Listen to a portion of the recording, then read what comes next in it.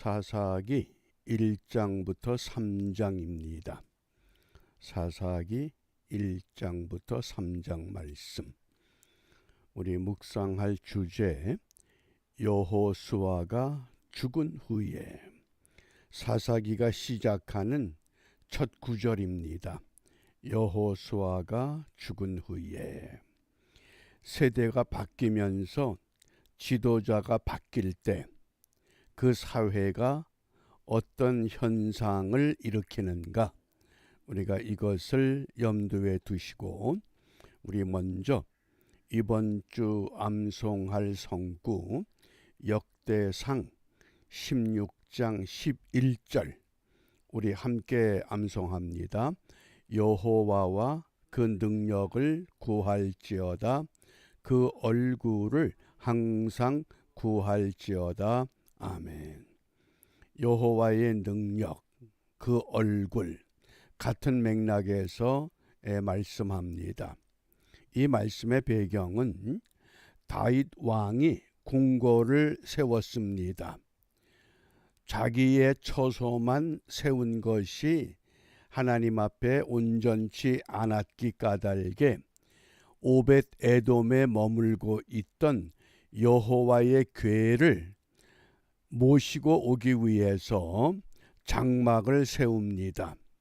이제 이 여호와의 궤는 레위 지파 사람들만이 옮길 수 있다고 하는 것을 깨닫고 레위 지파 사람들에게 여호와의 궤를 짊어지고 여호와의 장막으로 옮기게 됩니다. 그 여호와의 궤가 그 하나님의 장막에 들어왔을 때 다윗이 이런 고백을 하는 겁니다. 여호와와 그 능력을 구할지어다, 그 얼굴을 항상 구할지어다. 언제 구하느냐? 이게 항상이라고 하는 게 중요합니다.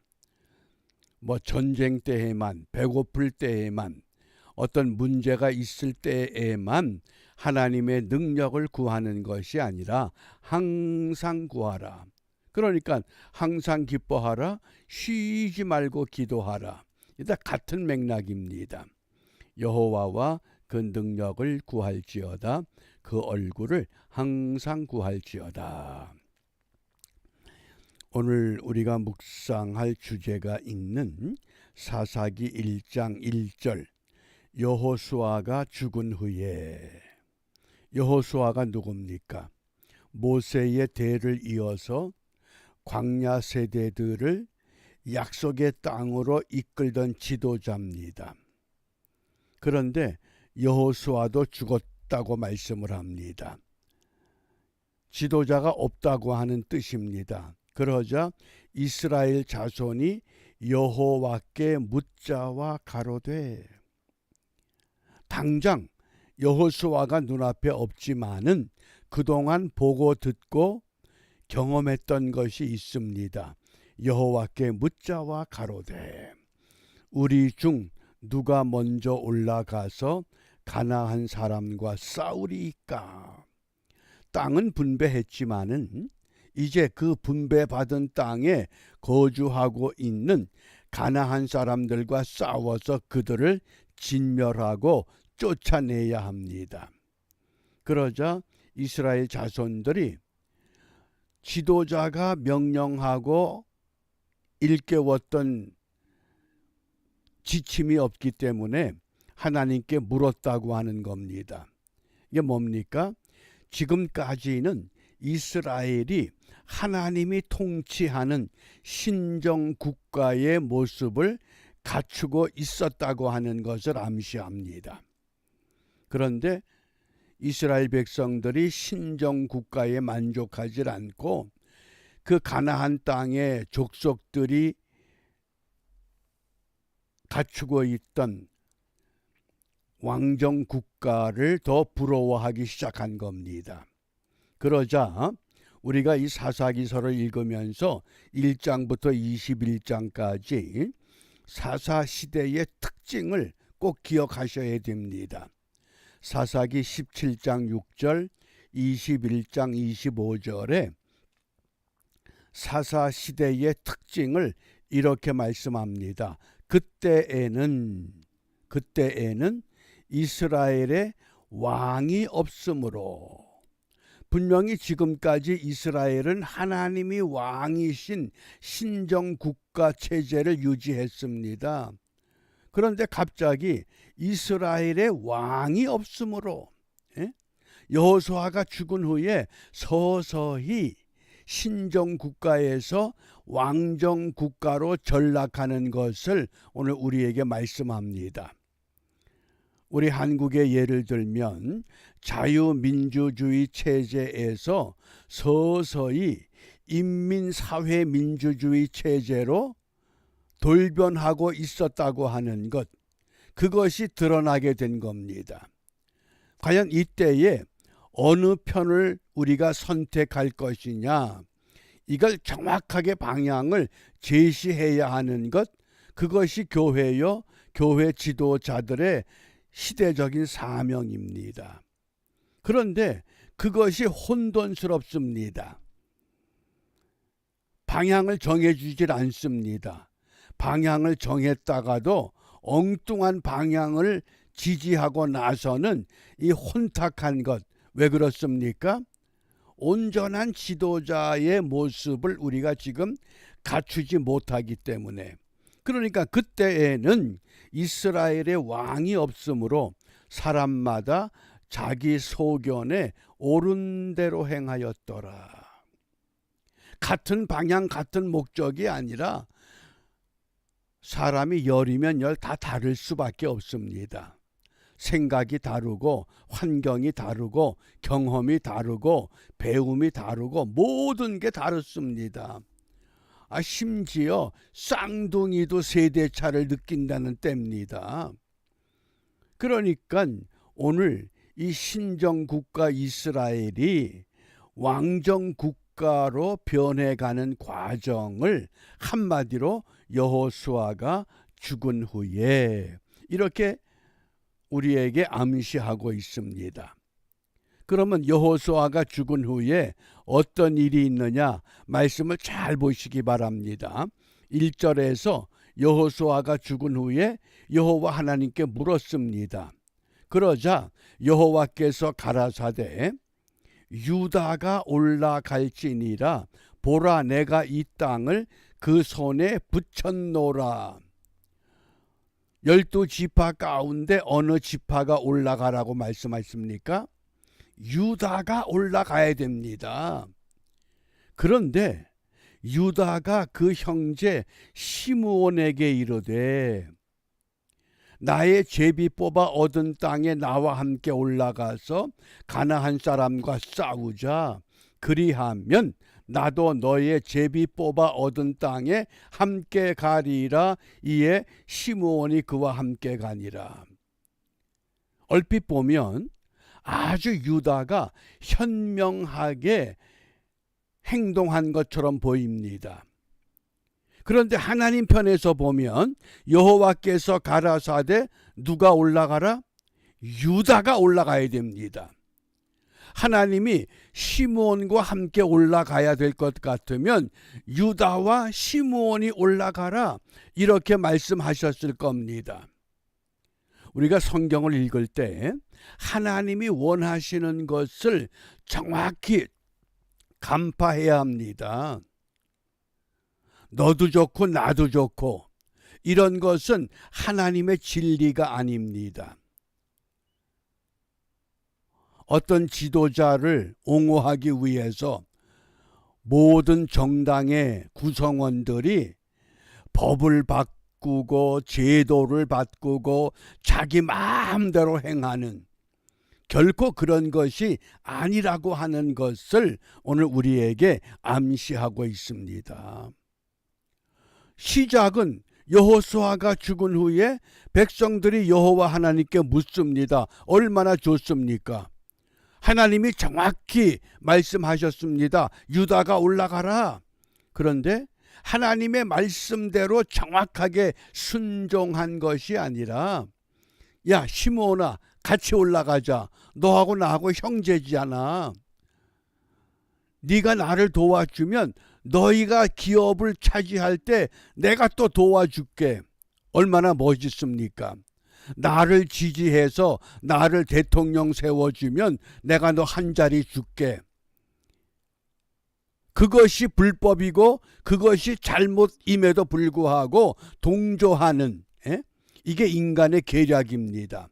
하나님이 원하시는 것과 인간의 계략에 분명한 차이가 있습니다. 그러면 왜 유다가, 하나님께서 유다가 올라가라 이렇게 말씀했는데 시므온에게 부탁했을까? 왜 그랬을까? 왜 그랬을까요? 왜 시므온 지파와 함께 가기를 원했을까? 12지파의 분배 지도를 잘 보셔요. 유다 지파의 기업 안에 시므온의 기업이 있습니다. 왜 그랬을까요? 너희들의 기업은 우리 안에 있잖아. 만약 네가 나를 안 도와주면 너희 기업 없어. 그리고 탄핵시키는 겁니다. 하나님은 정확하게 유다가 올라가라고 말씀을 하는데 유다는 인간의 계략을 쓴 겁니다. 두 번째 이유가 있습니다. 레아의 아들들이 루벤, 시므온, 레위, 유다, 이사갈, 스불론, 그리고 딸 디나가 있습니다. 그러니까 형제지간입니다. 한 어머니의 자녀들입니다. 그러니까 야, 너 나하고 형제잖아. 너 나하고 이념이 같잖아. 너 김일성 장학금 받았잖아. 너 우리 편이잖아. 그런데 하나님이 하신 말씀은 유다 지파가 올라가라. 그래서 이 사사기 1장이 이 서론인데 왜 왕이 없어서 백성들이 방자히 행했느냐? 무엇 때문에 그랬습니까? 처음부터 그런 것이 아니라 암시를 주신 겁니다. 하나님의 말씀대로 철저하게 순종하지 못했기 때문에. 우리가 거대한 제방이 있습니다. 저수지에 뚝이 있습니다. 그런데 작은 구멍이 하나 생깁니다. 그 거대한 제방이 작은 구멍 때문에 무너지는 겁니다. 작은 틈도 하나님은 용납하지 않습니다. 그러므로 우리가 오늘 이 말씀을 통해서 하나님 앞에 무엇을 기도해야 되는가? 그 작은 틈 때문에 사사기 2장 10절에 보면 갑자기 내용이 돌변해집니다. 그 세대 사람도 다 그 열조에게로 돌아갔고 그 후 일어난 세대, 다른 세대는 여호와를 알지 못하며 여호와께서 이스라엘을 위하여 행하신 일도 알지 못하였더라.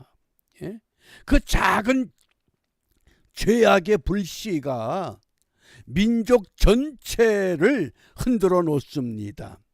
이게 사사기서의 출발이 이렇게 되었다는 겁니다. 그냥 여호수아가 죽은 것, 그것으로 멈춘 것이 아닙니다. 그래서 사사기는 순환과 반복의 내용이 12명의 사사들을 통해서 계속해서 이어져 갑니다. 평화로울 때는 타락합니다. 타락하면 고난이 오면 또 부르짖고 회개합니다. 그러면 또 구원해 주십니다. 이게 순환고리입니다. 어떻습니까? 우리 역사는 지금 어떤 현장에 놓여 있는가? 내 신앙은 지금 어떤 상태인가? 그래서 이 아침에 우리가 기도할 때 민수기 32장 12절 그나스 사람 여분네의 아들 갈렙과 눈의 아들 여호수아는 볼 것은 여호와를 온전히 순종하였습니다. 이 온전히 순종, 유다가 올라가라 그러면 유다가 올라가면 됩니다. 왜? 이미 하나님께서 유다가 올라가도 그 땅의 사람들을 전부 진멸할 수 있도록 계획을 해 놓으셨습니다. 그런데 시몬을 끌고 간 겁니다. 그게 인간의 계략입니다. 그러므로 우리는 무엇을 기도해야 되느냐? 온전히 순종하는 믿음을 주옵소서. 어떻게? 하나님이 말씀하신 대로 순종하자는 겁니다. 어느 교회도 기준이 안 됩니다. 어느 목사도 기준이 아닙니다. 하나님이 내게 주시는 말씀 그대로 순종할 때 그 순종의 현장에서 이 땅의 불신자, 낙심자, 지체자 우리가 그들을 찾아내어 하나님 편에 이끌어갈 수 있는 줄 압니다. 이런 은혜가 오늘도 우리 모두에게 결단되는 기쁨을 함께 약속하는 복된 하루가 되시기를 바랍니다. 기도합니다. 자비하신 아버지 하나님, 하나님의 말씀은 1.1획이라도 변함이 없고 틀림이 없습니다. 하나님이 말씀하신 대로 순종할 수 있는 믿음을 저희들에게 내려주시고 우리는 그 믿음대로만 순종하여 하나님이 계획한 하늘의 뜻이 이 땅에 온전히 이루어지는 하나님의 도구들로 쓰임받게 하여 주시옵소서. 예수님 이름으로 기도합니다. 아멘.